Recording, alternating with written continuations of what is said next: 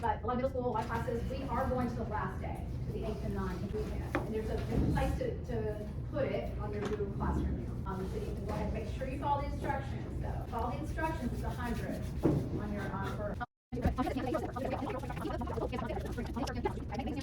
Again, a former slave, and Smalls and many other blacks acquired a lot of political power.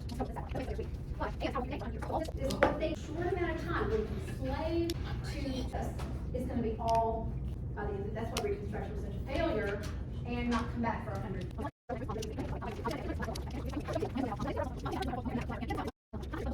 Probably have never heard of. Including this. Has anybody ever heard of Robert Smalls? Anybody? I've heard of Biggie. Okay. But there's so many. And that's why I wish I had more time. You know, I try. So Jewish. Okay, can I show you? End of Reconstruction. In 1870, House of Representatives from the state of South Carolina. Just 12 years before, he staged one of the boldest and most. Roberts, as dawn broke, the crew urged Smalls could arouse suspicion. Smalls gave the signal. A few seconds later, the signal came back, passed on by. As the ship approached, members pulled up anchor and eased the planter into Charleston Harbor. Why was that a story that you heard about him? Or you remember?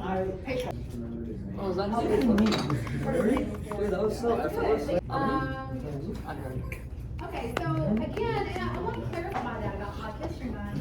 What I mean is that it's part of our whole history. Agree to it, the Senate has to agree up to it, and then the law, what has to happen next? Does anybody remember trying that? Oh, you did it. You did it. Yes. Notice that right after the war was over, right? So we have an accidental president. Okay, probably at the very bottom, it's not the one of the worst presidents in history. We're going to talk about one. He's very combative. First of all, he was a Democrat. I'm not going to he was but he was the vice president of Lincoln, wanted to be the running mate that will appeal because he did sympathize with the Union.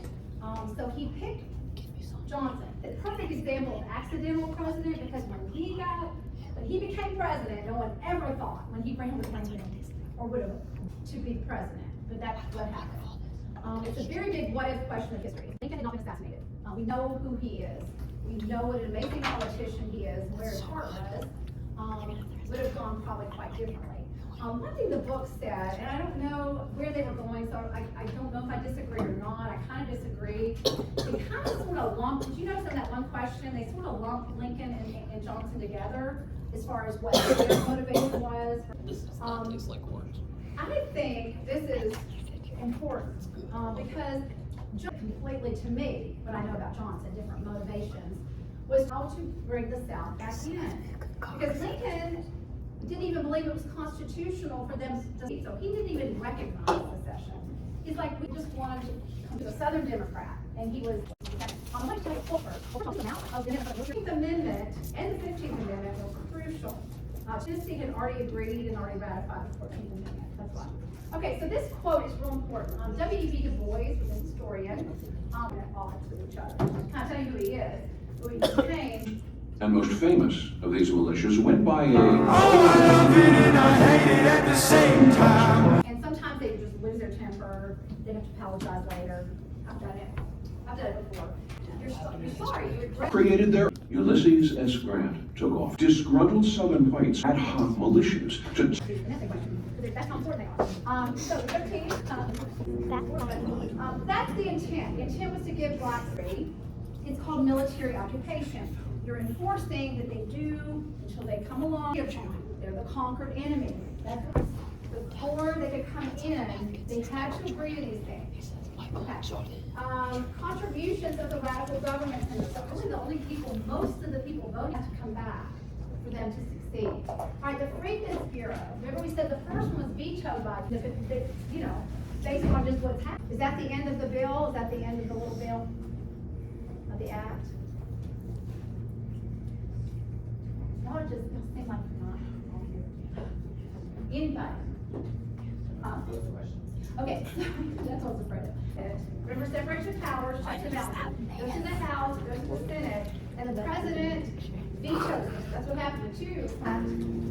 It does happen in the Military Reconstruction Act.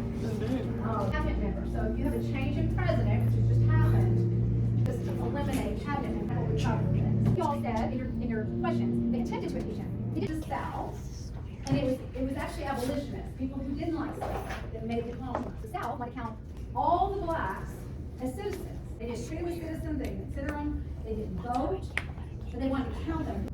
As they're still gonna say, oh, but all of them can still power, right? So they can only read their compromise and say that.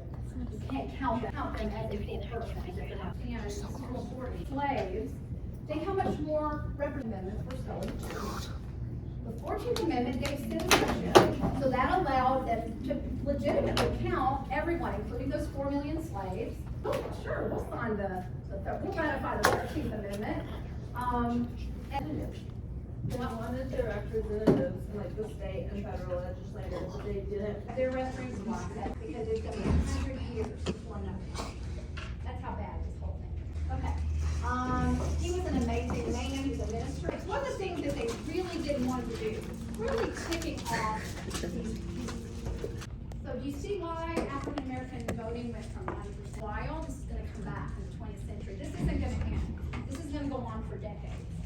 Okay, sharecropping becomes common in the South, partly because, again, this transition of going from slavery, right? They buy their slaves. Maybe if they worked a little harder on industrializing and finally their economy a little bit, but no, they gotta find and now they gotta pay.